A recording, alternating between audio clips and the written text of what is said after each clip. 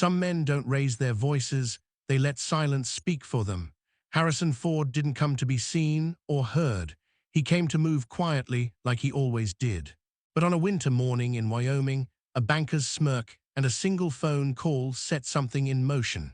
Not just a correction, a reckoning.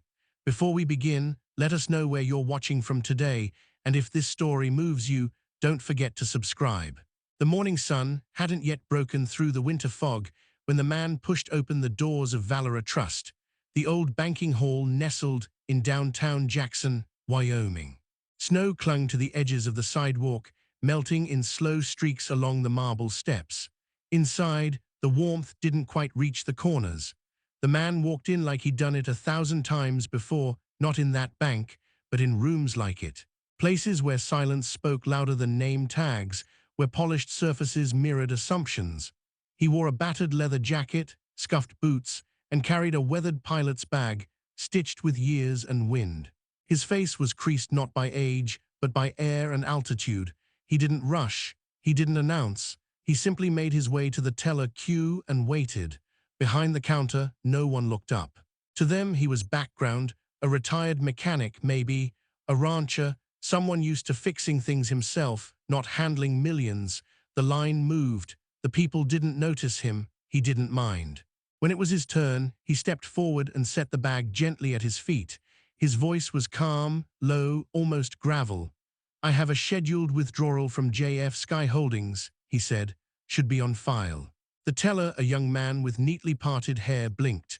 "Name? It's under Harrison Ford." A pause, then routine. "Do you have ID?" Ford handed over his license and a platinum card.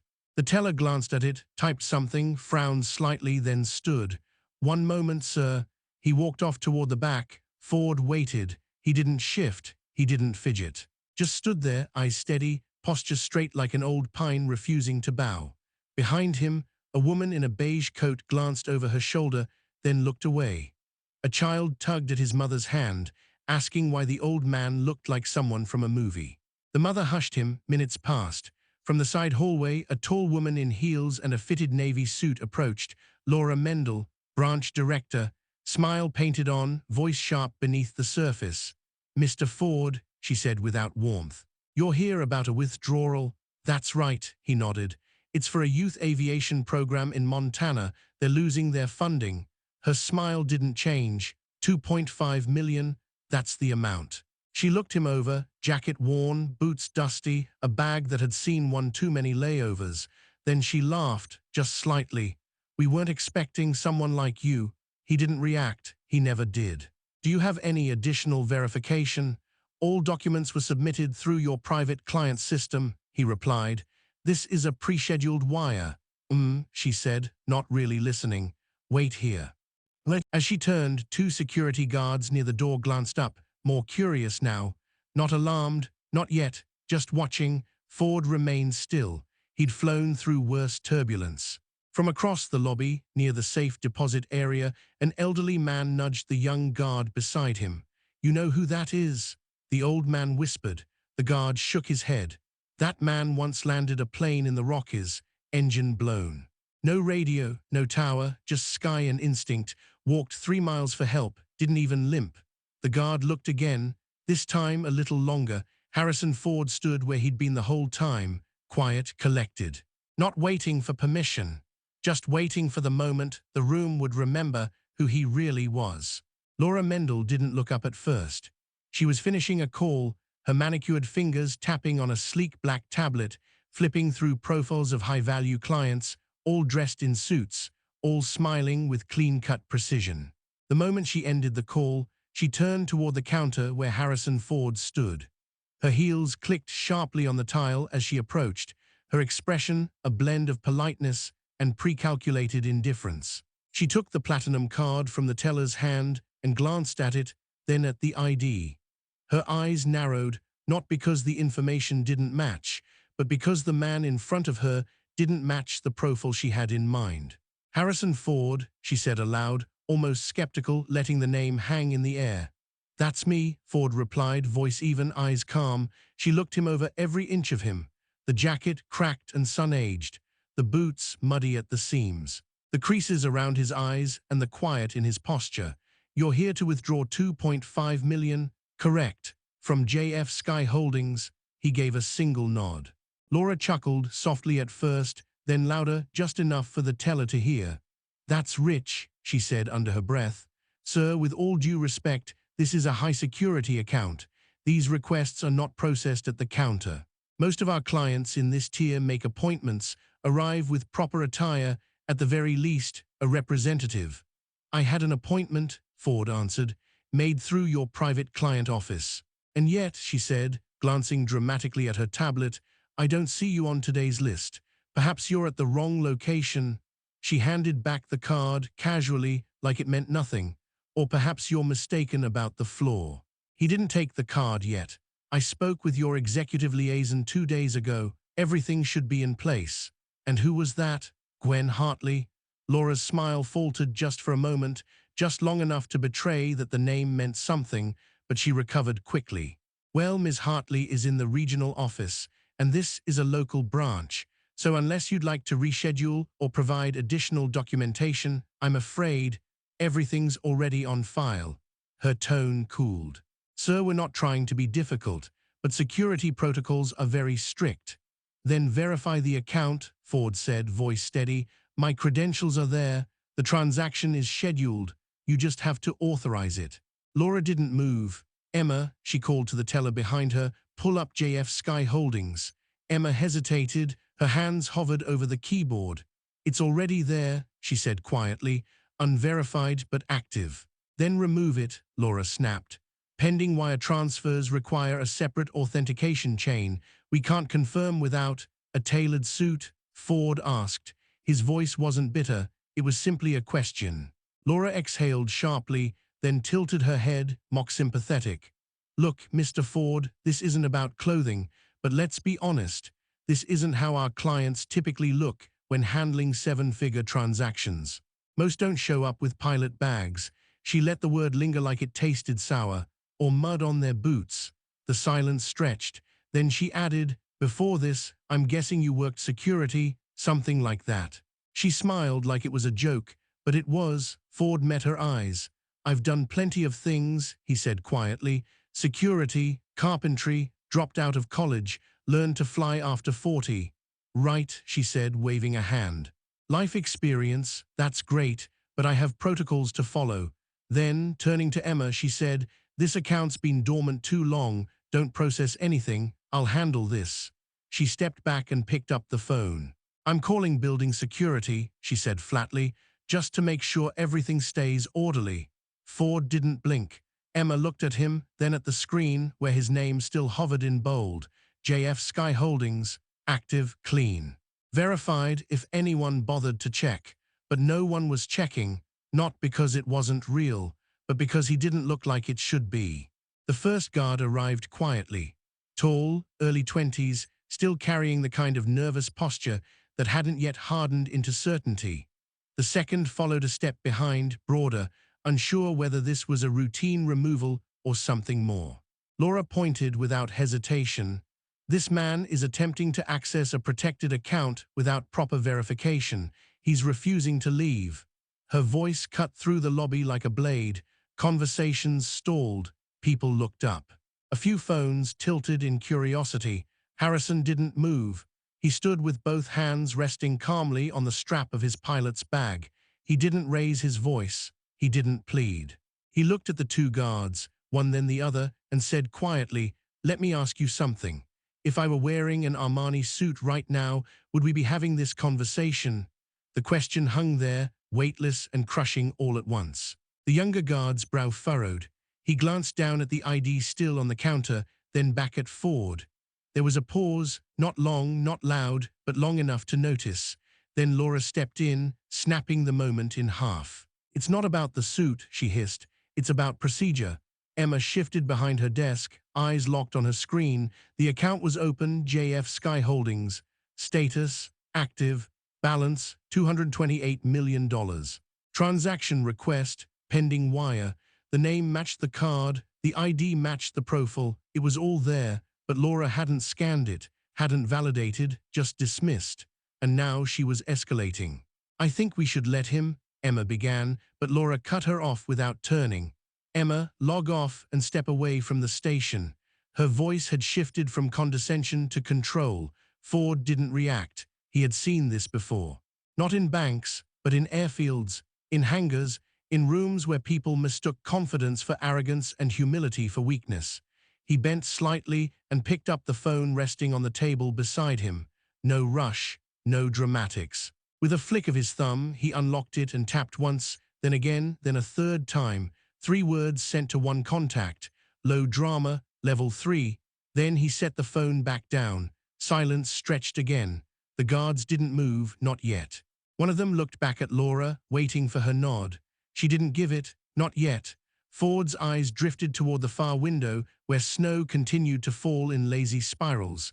Then he glanced at his wrist, not to check the time. The watch was old, leather band cracked at the edges, the glass slightly fogged. On the back, an engraving, worn but still legible, "To H fly anyway." Callister, he exhaled through his nose, slow, grounded. The kind of breath you take when your plane's altitude drops, but you know the controls are still yours. Across the room, a man in a flannel jacket whispered to his wife, "Something's not right here, he's too calm." Laura didn't notice. She was already dialing the local precinct. "Yes, I have a non-compliant individual in a restricted zone attempting to access a protected account, possibly fraudulent credentials." She glanced at Harrison like she was already preparing the report. No, not hostile, just insistent. Ford blinked once, just once. Then his gaze settled back on the younger guard, the one still watching, still uncertain. The guard took a half step forward, then hesitated. The baton on his belt stayed put. His voice was quiet. "Sir, do you have someone we could contact to confirm your identity?" "Already done," Ford replied. "They're listening." Emma's hands trembled slightly. Her screen still showed the numbers, 8 digits that could shift the weight of a system. But those numbers weren't enough. Not here, not today, not in Boots. Ford didn't raise a finger, didn't speak again. Because some people don't need volume to be heard. And when they act, they don't need applause, just silence. The kind that comes before the storm breaks. In a high-rise conference room overlooking Lake Michigan, Lena Caldwell sat at the head of a long glass table, half listening to a compliance report. Her posture was straight, eyes sharp, but her mind had already begun drifting elsewhere. Legalese blurred into background noise until her phone buzzed once. Quiet, subtle, she didn't need to check the sender. She only looked at the screen. 3 words, JF, level 3, active. No one else noticed her inhale, or the way she stood mid-sentence with such purpose that chairs scraped back instinctively. "Continue without me," she said, and then she was gone, no explanation. No delay, just the controlled urgency of someone who knew exactly what those 3 words meant, and who they came from. Back in Wyoming, the snow had thickened. Outside the bank's tall glass windows, flakes floated downward like ash, soft and steady. Inside, Laura Mendel stood at the center of the lobby, phone pressed to her ear, voice clipped. "Yes, still waiting on a unit. No, not violent, but I want him removed before this becomes a scene." Her words were loud enough for customers to hear, loud enough to ensure they did. Ford said nothing. He had taken a seat near the window, his pilot bag resting beside him on the bench. His phone was back in his coat, his ID still untouched on the marble counter. He watched the snowfall, not like a man trapped, but like a man timing the wind. The lobby around him shifted. A few customers had left. Some stayed, pretending to read paperwork, glancing over the tops of glasses. The guards had stopped hovering. One leaned back near the door. The other stood near Emma's desk, arms crossed, uncertain. And then an older man, white hair, stiff collar, stepped quietly toward one of the guards. "You should look him up," the old man said. His voice was low but firm. "That name, JF. Harrison Ford." The guard raised an eyebrow. "The actor?" "No," the man said. "The pilot. The one who built the aviation youth program in Bozeman. The one who crash-landed in the Bitterroots, walked out alone, then used the same plane to fly rescue gear the next season.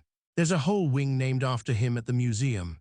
The guard glanced back at Ford, who hadn't moved, just watched the snow, just waited. No claims, no demands, but something had shifted.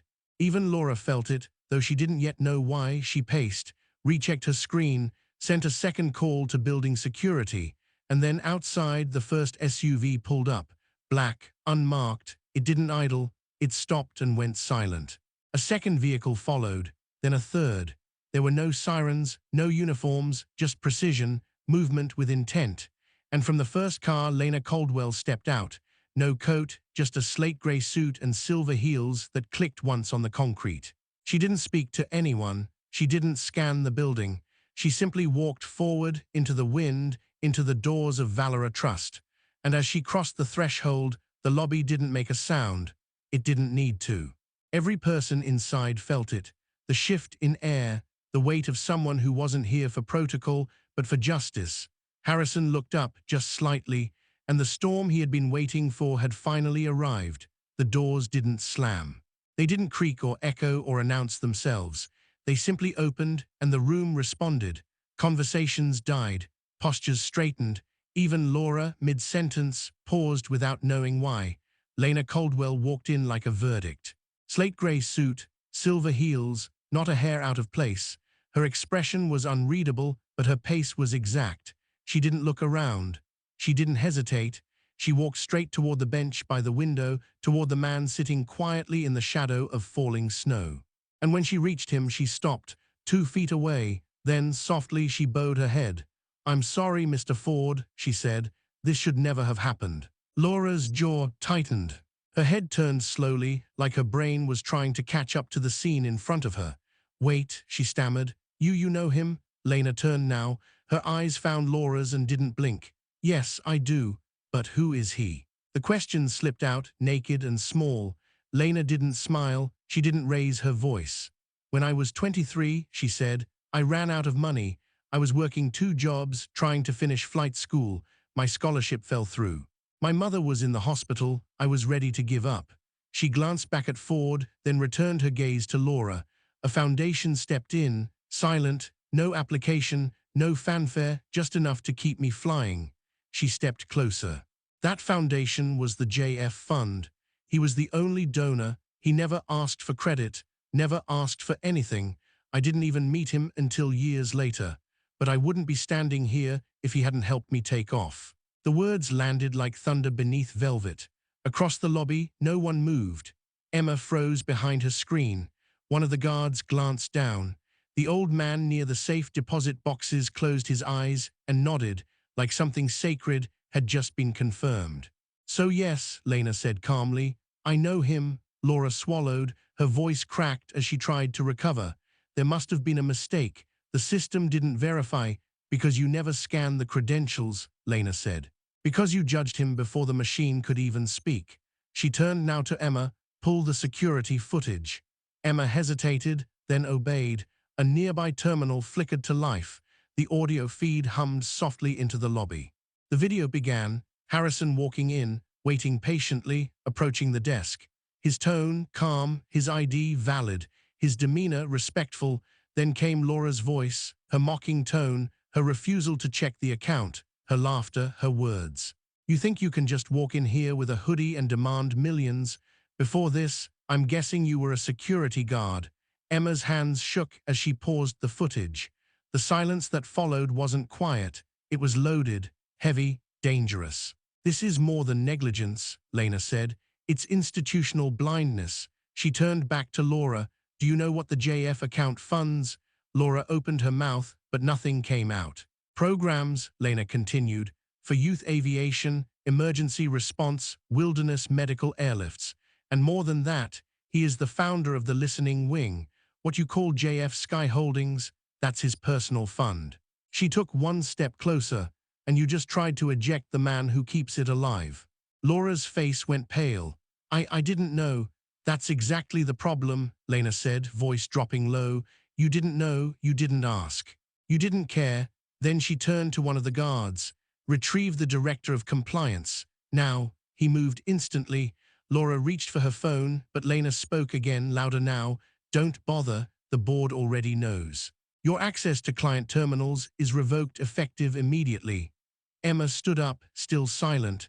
Her eyes flicked toward Harrison, who hadn't spoken once. Not a word since Lena arrived. He didn't need to. She was speaking for more than him now. She was speaking for every person ever dismissed because they didn't dress like they mattered. Miss Mendel, Lena said, standing tall. You are suspended pending formal review. Step away from the counter. Wait, Laura tried, but the room wasn't listening anymore. Two new compliance officers stepped in from the side hallway. They weren't in uniform. They didn't need to be. They moved with the quiet finality of people trained for damage control. Laura took one step back. Please, she whispered.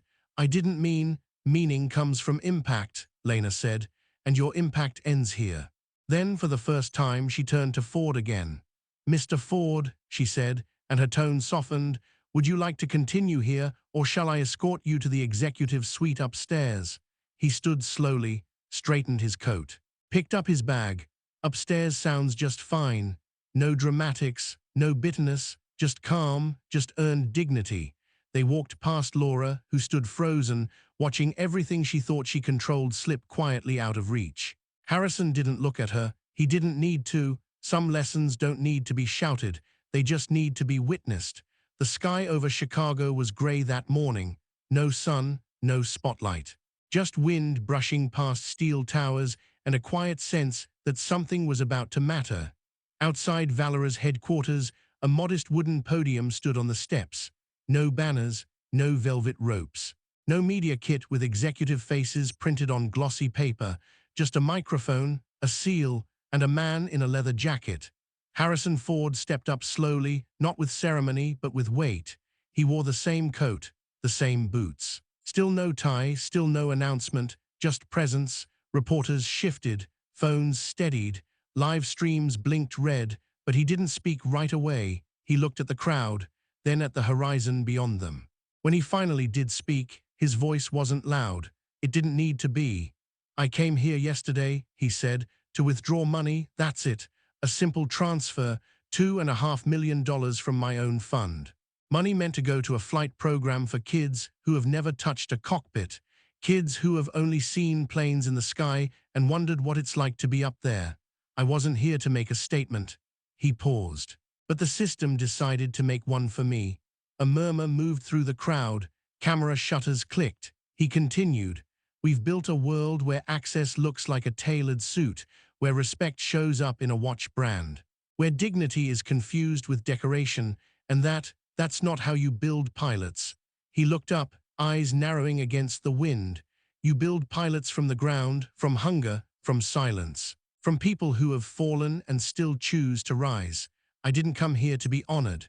I came here because someone told me a program was going under, and I had a little fuel left to give. He reached into his pocket and unfolded a thin sheet of paper.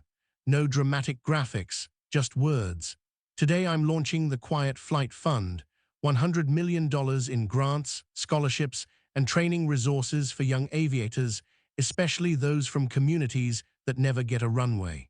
No PR teams, no gold plaques, just wings. The reaction was instant, not loud, but real. Reporters scribbled, a few clapped. A teenager in the back whispered to her friend, did he just say 100 million? But Ford wasn't done. He looked to his left. Lena Caldwell stepped forward. No notes in her hand, no smile on her lips, just steel, just purpose. Valora Holdings, she said, voice clear, will match Mr. Ford's donation with another 100 million. And effective immediately, we are launching new equity standards across all branches. Appearance will no longer be a filter for access. Flashbulbs strobed, microphones leaned forward, but Ford didn't step back. He looked into the cameras now, direct, still calm. This isn't charity, he said. It's correction, and maybe it took me sitting on a bench while someone called the cops to remind me of that. He paused again, longer this time, letting the cold wrap around his words. See, I didn't learn to fly because I loved heights. I actually hated them. I learned to fly because something in me refused to stay grounded, not by fear, not by background, not by systems designed to keep certain people down. He folded the paper and tucked it back in his coat. I'm not here to fly higher than anyone. I just want to make sure nobody gets dragged lower because they wore the wrong shoes. The crowd did erupt. It didn't need to. The weight of what he said settled like snow, quiet, clean, unshakable.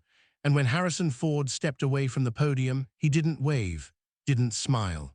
He just walked back down the steps, same steady pace, as if he'd just landed a rough flight and was heading home. Because some men don't ask for applause, they ask for altitude, for others. 3 weeks later, the snow had melted from the sidewalks of Jackson. The wind was softer now, and the world had moved on. News cycles had spun, headlines had faded, and the cameras had drifted elsewhere. But that morning, Harrison Ford returned. No press followed him, no entourage, just the quiet sound of old boots on polished tile as he stepped back through the doors of Valora Trust. This time, no one stared, no one whispered. The lobby still hummed with activity, but it had changed. Not louder, just steadier, more aware. The man at the front desk didn't hesitate. He stood up with a respectful smile and a folder already in hand. "Good morning, Mr. Ford," he said. "My name's Elliot. I'm your client liaison today." Harrison nodded. "Nice to meet you." Elliot handed him the folder, simple, clean design. On the front, bold text read, "Customer Rights Handbooks First Edition." And beneath that, in smaller print, based on the testimony of Mr. H. Ford. He flipped it open briefly, clear language, no fine print, just access. They walked together toward one of the new consultation rooms, glass-walled, sunlit, open by design. Elliot spoke with care, guiding him through a few simple documents. "We've expanded verification protocols, no visual bias scoring. All accounts now flag human override if appearance doesn't match profile. And we added something else." He reached under the desk and pulled out a small hardcover booklet. "This is going out to schools partnered with the Quiet Flight Fund. It teaches kids about aviation, finance, and identity. Chapter 1 is called Fly Anyway." Ford looked at the cover, a drawing of a cockpit, small hands on the yoke. His eyes didn't soften, but something in them settled. When the paperwork was done, Ford reached into his coat and pulled out a plain envelope. He slid it across the table. "For the new branch fund.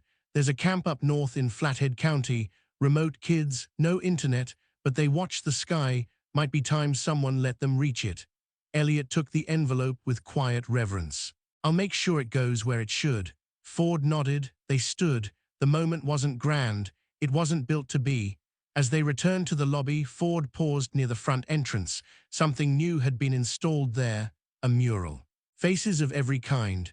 Young, old, immigrant, veteran, farmer, mechanic, pilot. Above them, painted in bold silver letters across wood and glass, "Dignity doesn't have a dress code." He stood there for a moment, looking, not proud, not nostalgic. Just still. Then, as he stepped outside, a boy walking past with his mother slowed, eyes wide. He tugged her sleeve and whispered, "Mom, is that the man who changed the bank rules?" Ford heard it, turned his head, tipped his cap with a quiet smile.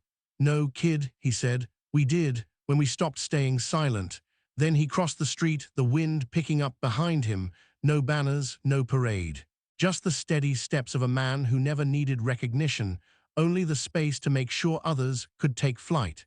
If you enjoyed this story, let us know in the comments. And don't forget to like, share, and subscribe for more inspiring stories.